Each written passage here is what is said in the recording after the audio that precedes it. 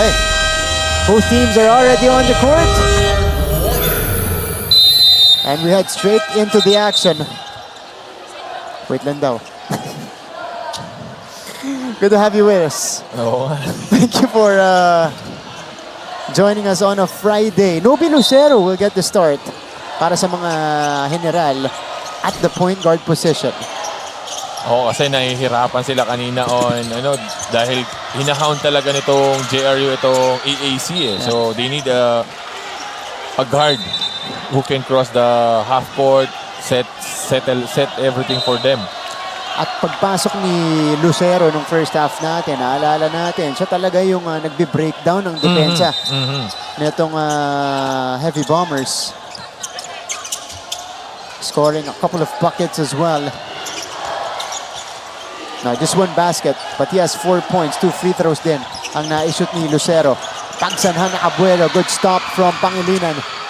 Ayun na naman yung kaninang ginagawa ni Pagsanghan sa ibabaw na he has a quickness advantage dito kay Pangilinan. Inaatake niya eh.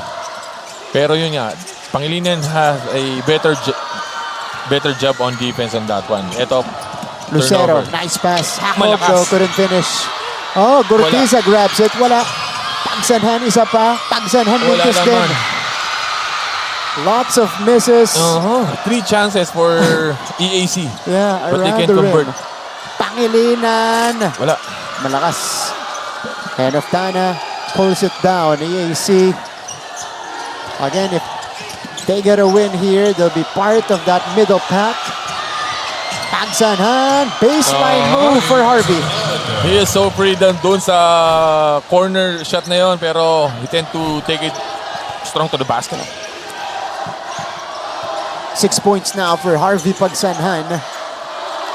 Only his second attempt from the field. Hard to believe kasi ang dami niya atake kanina pero marami kasi siyang nakuhang foul nung ating first quarter. Ang naging pa doon is hindi siya nakaka-convert on free throws. Ito na naman si Lucero. Lucero, wala. Ay. Another miss. Pwede niya nang ibigay kay Gurtiza doon. Kaya lang, alam mo yun, sinarili niya yung atake. Okay. Uy! Tumama yung ulo sa floor. No harm. Because the defender was just standing up. He bumps into De Leon na nakatayo din sa gitna. Yeah, back of his head. Nag-whiplash. Tignan natin. Bam! Oh, that's dangerous. That's dangerous.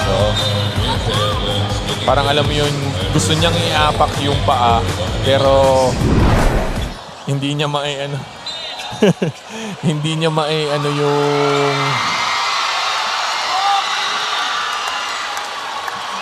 alam mo yung parang nadulas yung paa niya coming off the bump, kaya pagbagsak niya malakas talaga. But good to see him up and about.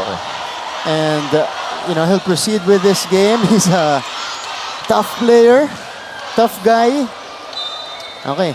Puntahan natin si Yen Supan with a report from the dugout. Yen, go ahead. Martin and Bo, sa puntong ito, ang sabi ni Coach Gerson sa mga general na kailangan nilang maging mas matatag ang kanilang rebound game kung gusto nilang lakihan pa ang agwat ng score at bawasan ang turnovers. In the dugout, it was said that the boys need to stand their ground, that they do not want to be out-hustled. Moreover, they need to communicate more, exert double pressure, and be more confident. Huwag magtago, huwag matakot magkamali at kunin ang bola. That's all from the court side. Back to you. Thank you, Yen. Well, those are the things that EAC needs to address. To be more specific, yung kanilang turnovers that is caused by the relentless pressure netong JRU Heavy Bombers. And now it's their turn to pressure JRU. Kita mo naman yung kumpiyansa ni Coach Gerson sa kanila, di ba? Huwag kayong matakot magkamali. They already have 13 turnovers dito, pero wala siyang pakialam. Basta gawin nyo kung ano yung dapat. Yeah. So we'll see EAC with 3 points to begin our second half. Argente still unable to find the mark. Sean is 0 out of 7 from the field. Naandun yung tira. Hindi lang talaga makabutas pa itong si Argente. And we know how good Argente is. Yeah. Pagdating sa tira sa labas. Kita mo talaga. Nobi Lucero flips it up and in. He's even asking for the foul dito kay Giyab. And just like that, EAC is back in front. Benitez inside, hindi nakabawi. Isa pa, wala pa rin. Raimundo, no. Gia, finally for JRU. Can you imagine 3 attempts para dito sa JRU? They keep on getting the ball. Yeah. The EAC need to do a better job on back-souting those guys. Kasi kanina pa. Now a total of 15 offensive rebounds for JRU. Oftana from the baseline, no. Samantalang dito sa AAC, 1 possession lang sa kanila. Raimundo. Wala. Off Ayun the na naman spin. Naandun na naman si Giyab sa Giyab, ilalim, di ba? Kung hindi lang natapik ni Lucero, kuha na naman ni Giyab.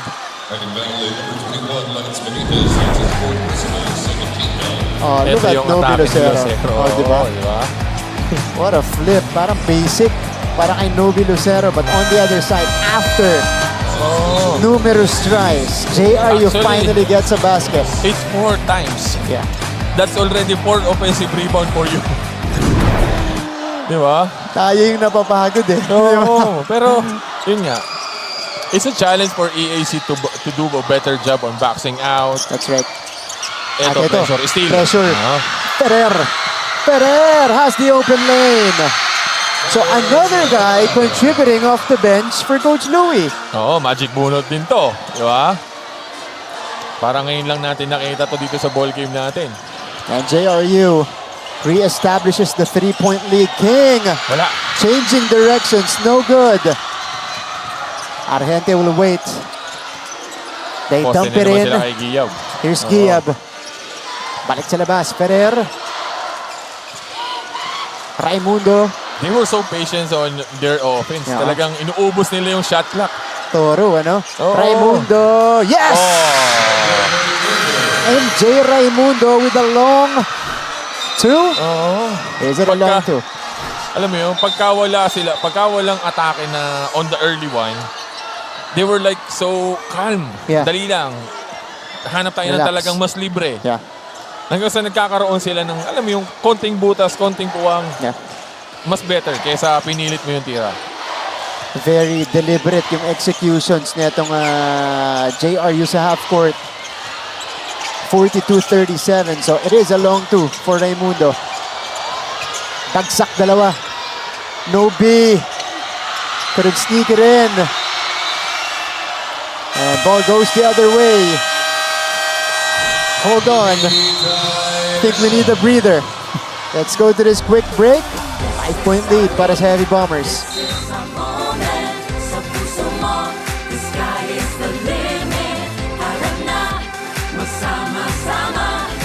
Silio. Pangasinan. Estrada is on the move. Estrada puts it up and in. So Jimboy is on. Tayo naka 30 points sa first quarter. Right now, they're just 12 and Montecillo surveys, Luna providing the screen again. 8 to shoot for now.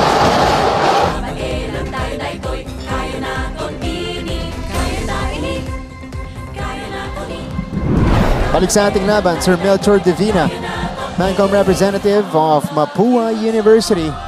This guy is happy dahil tabla na ang Benilde at Mapua sa taas ng ating team standings. Oo, kaya lang Benilde has the upper hand kasi tinalo nila Ah. yung Mapuan yung opening game day natin. That's Na, they have a chance on that one. Actually, lamang Meron, sila. lamang sila. Oo, Ah. lamang sila. Na Pwera sa dulo. naka-escape lang itong CSB pagdating sa dulo. Pero yun nga, after that loss, they get their composure, bumawi sila ng isang mabilisan. They're on the top of the standing na naman. Yeah, they are rolling right now. Oo. Itong Mapua Cardinals, napakaganda ng tinatakbo.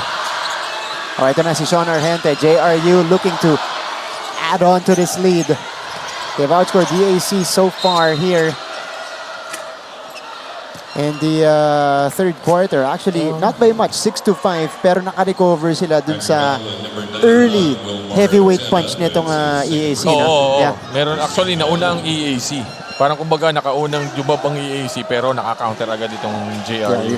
They keep on finding Giyab there at the post. Siya talaga yung focal point. Oo, ano? oo, oo. Off the inbound. Mintes mula Ayan na kay naman ang Raimundo. offensive rebound. Giab follows it up. Giab now with 13 points. Oo. That is his 4th offensive rebound. Nobi Lucero. Malakas. Here is MJ Raimundo. Sean, oh, denied by Gurtiza. Gurtiza taps it forward. Lucero, bounce, Bagay, takes it straight to the cup. Binigay na ni Lucero doon. Kanina pa siya nagmimintis. Ang dami niyang free shot pero malalakas yung bitaw niya. Yeah. On that instance, binigay niya na doon kay Bagay. Ikaw naman. Kanina pa ako eh. Sumut. Oh. Ganda nung hanap. Nabitawan lang. That's Diba? big to big. Oh. That's why they keep on looking for Giap at the post. Kasi nga, he decides better. Yeah. Ito Eto. yung sa palpal ni Gurtiz on one end. It's perfect recovery for Ito Kim. naman yung, sige, sabi ni Lucero, ikaw na muna. Kanina pa ako eh. Kaya nilabas muna siya ni Coach Gerson. He already has like 3 misses Yeah. na alam mo yun, libre. Off tayo na. Wala. Off to the right that time. Ito na si MJ Raimundo. MJ, ganda ng depensa ng Ochavo. Oftana is ahead. Oftana will win the foot race. Oo. Pinilit doon ni ano yung atake niya. Nabitawan lang din. Hold on. Takbuhan na tayo dito sa third quarter. Pinilit ni Raimundo yung atake niya Oo. doon. Kaya lang, yun nga, he has the height advantage dito kay Ochavo. Ochavo. Pero Ochavo is a better defender. Hindi mo basta-basta mababangga lang to ng ganun-ganun lang. Ito na naman sila. Giab will choose to take the 3. Just left it short. Ito na si King Gurtiza. King! Yes! CAC is back within 1. Sinarili na ni Gurtiza doon. Akin na to. 6 unanswered points for the Generals.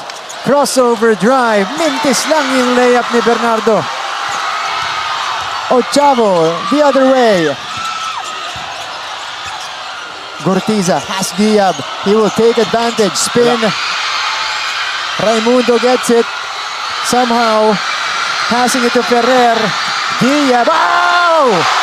Denied by Loristo. Bagay. Corner of Dana. Wala. Wala. Giab gets the board. Si Giab na yung trailing doon. Siya pa yung nakakuha ng bola.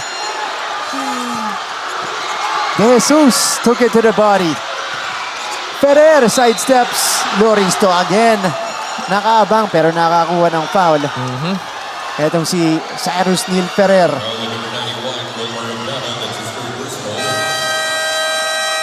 Pace is starting to pick up here in the third quarter. 2:47 to go. 1-point game still in favor of JRU.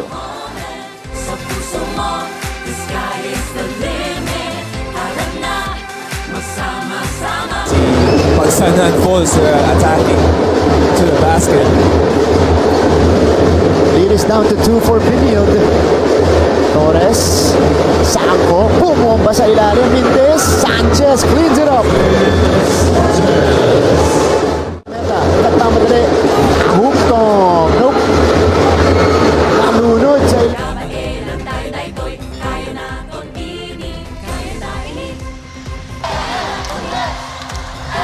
We're looking at, yung naka-white, yan po si Anformento, setter of the EAC Lady Generals. Okay, siya yung may signature. Pag nasa court, meron siyang towel dito sa likod.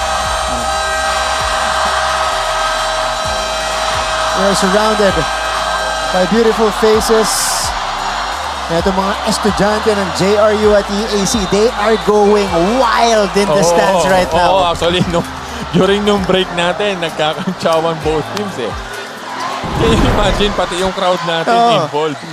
Ito yung fast break attack ni Gurtiza kanina. Grabe ito, Balon.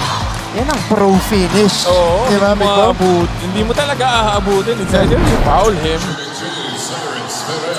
or just like challenge him. Yeah. He makes it, he makes it. He makes it then. Ferrer misses the first. Still couldn't put out the fire. Kita nyo ha? Mula ito sa EAC, yan na. Nakatayo na silang lahat. Oo. Sa sobrang init ng laro natin, naka-fan na sila. Okay. Right now, no drums. Kaya medyo intimate yung laban natin, no, Big Bo? Actually. We're just hearing the cheers from the crowd. At saka, hindi mo na kailangan ng drums dito kung ganyang kawain yung crowd mo. Yeah, that's right. Makakagulo lang yung drums eh. Di ba? It's better to involve the crowd itself kesa magtatatambol ka dyan. Kenol connects! Tabla tayo. They were looking for that open shot doon sa corner na yun kanina pa. Twice nangyari kay Gortiza, ngayon naman kay Kinal. 45 all. Only the fourth deadlock of the game. Sarmiento, nakakapasok lang. Kani-kanina, nakuha niya ulit. Diba? That's a foul. Kuha na nila yung bola. Nagkakaroon pa itong JRU ng chance. Ito yung corner shot dapat ni Kinal. Tumalon yung defender. Matic. That one was put in by Kenal. At tabla tayo. 45 all. Umiinit pa ang tagpo natin. 2:07 to go. This is our moment. Sa puso mo, the sky is the limit. Harap na, masama. Kilalang-kilala ngayon si Carlos Yulo sa kanyang double gold sa Paris. Pero alam nyo ba na mayroon nang naunang Carlos na naglaro sa Olympics na tubong NCAA? Siya'y walang iba kundi si Carlos Caloy Zaga na nagpa-champion sa San Beda Red Lions ng 3 beses noong 1950s. Lumahok si Loizaga ng 2 beses sa Olympics, pati na rin sa Asian Games, FIBA Asia at FIBA World. Okay, cutie cam tayo. Love the school spirit dito sa Phil Oil ngayong araw na to. Diba? JRU and EAC fans going at it as well. Meron tayong ibang ball game eh. Oo. Sa audience area natin. Sa likod natin, may ball game din dito. Kanya-kanyang crowd. Walang gusto magpatalo. That's how important this game is for both teams. Okay. Even the crowd, the students of each teams are really involved. Diba? They're getting into it. Oh, di ba?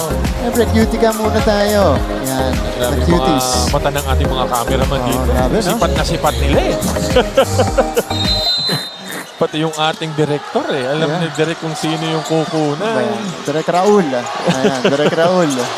Diname drop eh. Mark Barrera is in the game for JRU. Sarmiento.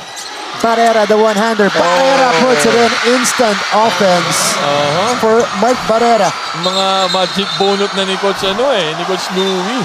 Oh. And offensive foul. Offensive foul ang tinawag dito. It's gonna be on JC Lociano trying to... No, it's on Ochapo. Chavo. Oh.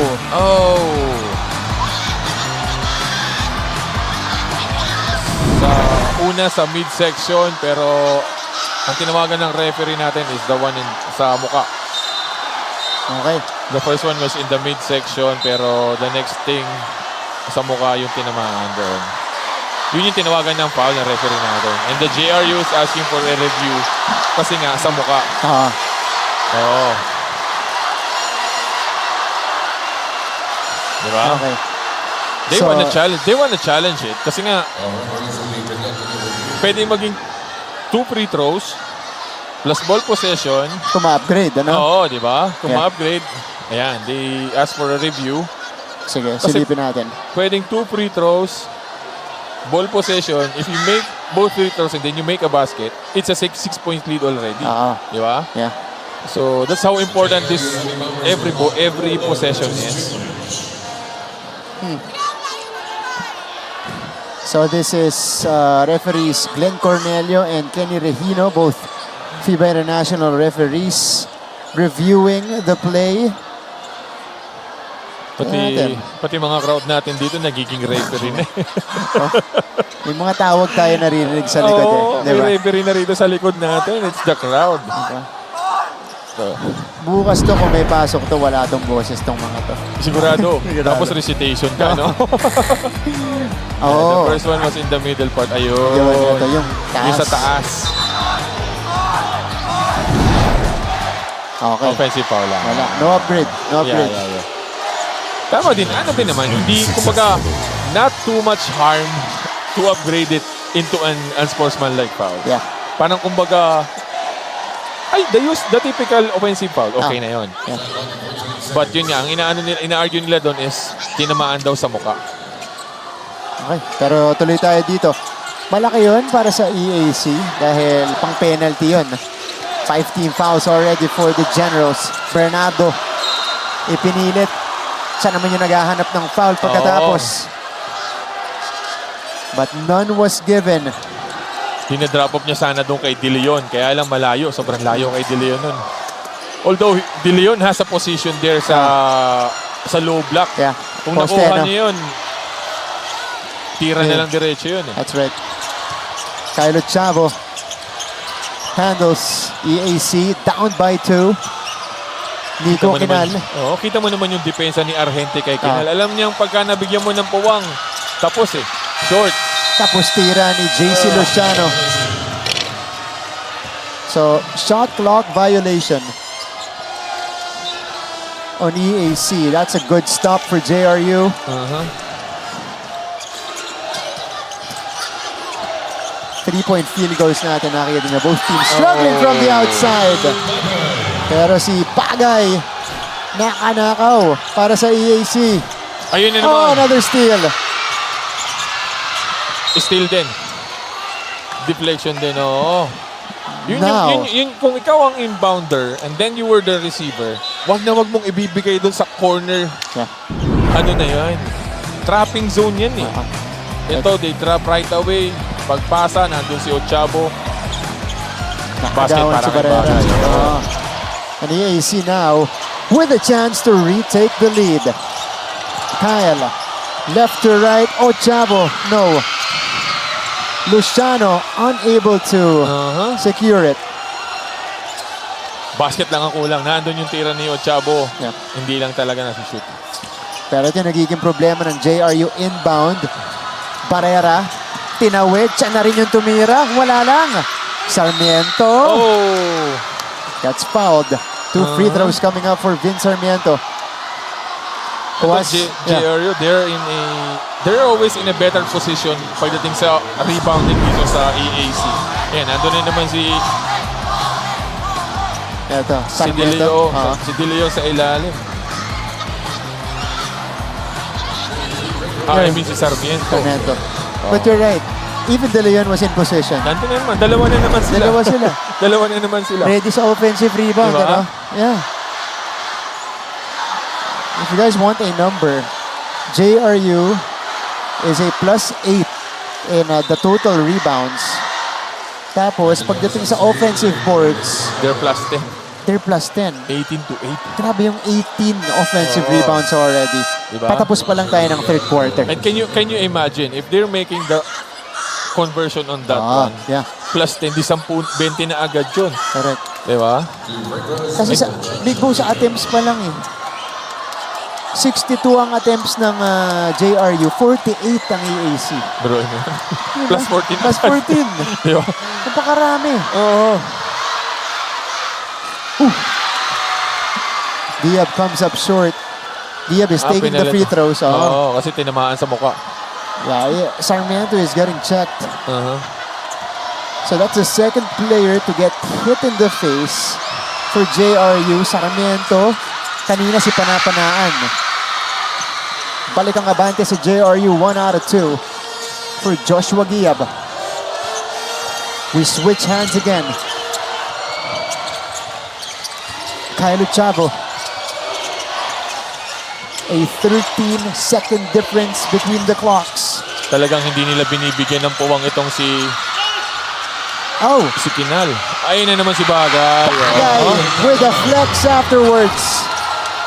Balik ang Sila. abante sa EAC. Sila naman ng ano doon. Oy! They're in the penalty. Yun ang kailangan mong iwasan doon. Oo. Yeah. Diba? Nasobra yung pressure nito ni Kinal kay ito yung tinira ni rebound ni Luciano. Wala. Ito si Bagay sa 10 puntos na yan off the bench. Back-to-back games in double figures. Etong si Paolo Bagay. Nakakahinayang yung foul ni Nico Kinal para sa EAC, ano? Oo. Kasi nga, they're in the penalty. So, baka nagbibigay ka ng free throws nang walang ka-challenge. And Bernardo is making it. Diba? So, Bernardo with 10 points already. This is definitely a career high for him. Breakout performance. Again, a shortage of guards for Coach Louis Gonzalez. They're playing without Patrick Ramos and Jonathan Medina, so he needed to activate some of the players in the reserve list. And he's been getting the numbers from them so far. MJ Raimundo. Yun naman ang kagandahan dito sa NCAA. Yeah. Kasi if somebody's get injured, dahil nga sa tagal ng laro natin, intensity, sa dami ng elimination, mayroong mga reserve na pwedeng ipalit. And that's the final shot of the third quarter. Dikit pa rin tayo. It's a 1-point game. 50-49. And when we return, fourth and possibly the final quarter of this game. Mababalik po ang NCAA Season 100.